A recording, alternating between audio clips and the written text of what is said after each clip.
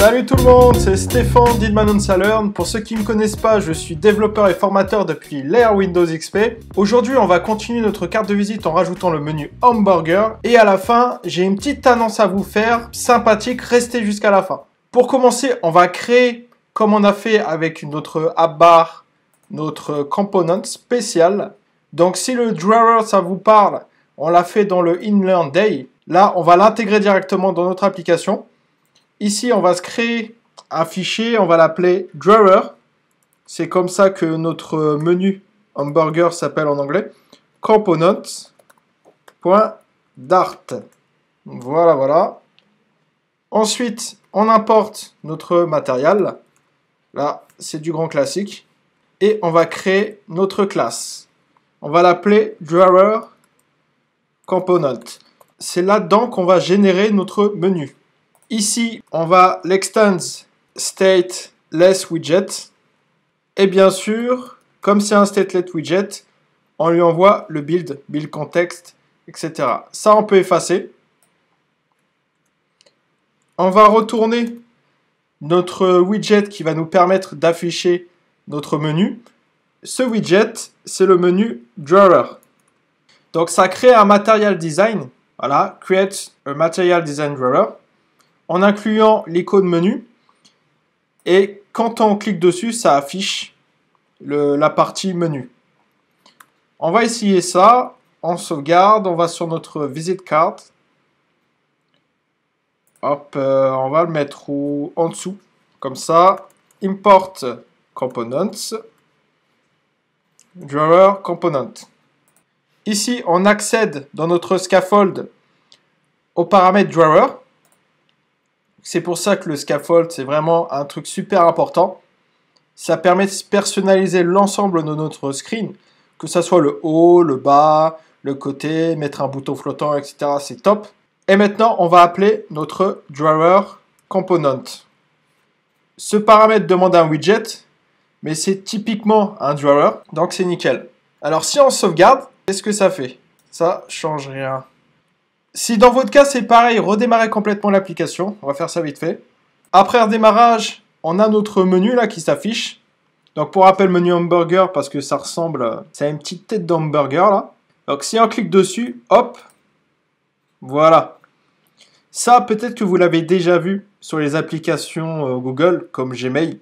Quand vous cliquez sur le bouton là, hamburger, hop, ça affiche le menu. Vous pouvez accéder à votre boîte de réception.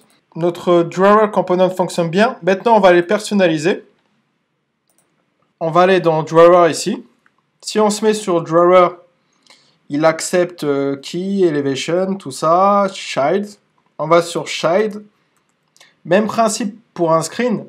On va designer dans notre child la structure. Pour cela, il va nous falloir une colonne. Hop, colonne. Bien sûr, children. Ça bouge pas, ça. On ouvre les crochets. Et ici, on va designer la structure. Alors, ce qui est bien avec Flutter, c'est qu'ils ont prévu aussi un widget qui va faire l'entête de notre drawer. Ce widget-là s'appelle Drawer Header, tout simplement. Et permet de créer une structure qui sera là. Donc, si on fait ça, il nous demande quoi? Child is required.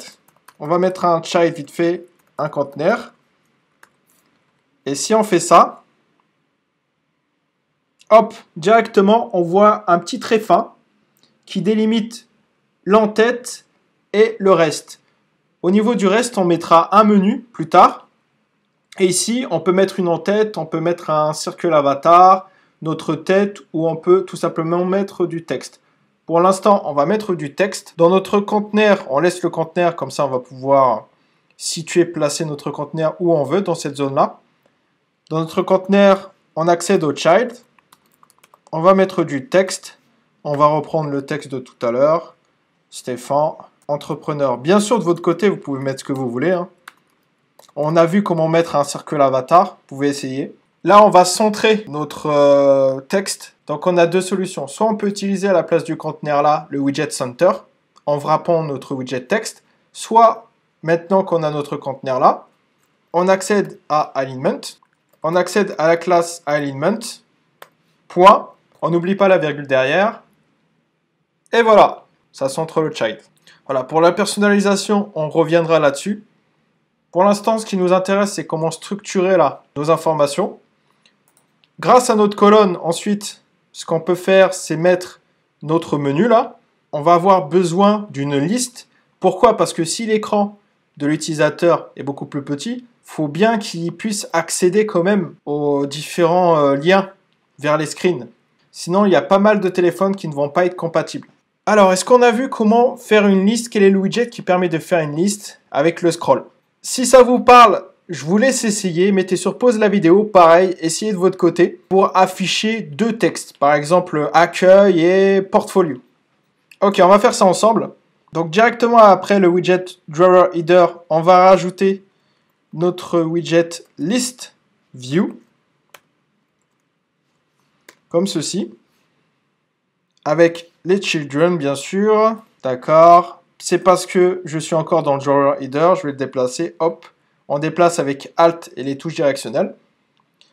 Si je fais ça, par exemple, et que je mets du texte là, on va mettre accueil pour commencer. On a un problème. On n'a rien qui s'affiche. Et là, on a un crash. Alors, pourquoi? Il nous dit là, File Assertion Line Data as Size. Notre list view ne connaît pas sa taille. Ça veut dire qu'on ne lui a pas indiqué quelle surface elle va prendre sur notre drawer. Donc pour régler ce problème-là, on va wrapper notre list view avec un autre widget qui est le widget Expanded. Widget Expand, si on regarde, ça crée un widget qui s'étend sur toute la surface que l'on veut. Toute la surface disponible en l'occurrence. En gros, le widget, il va prendre tout ça. Paf. Et si on redémarre, hop, ça fonctionne.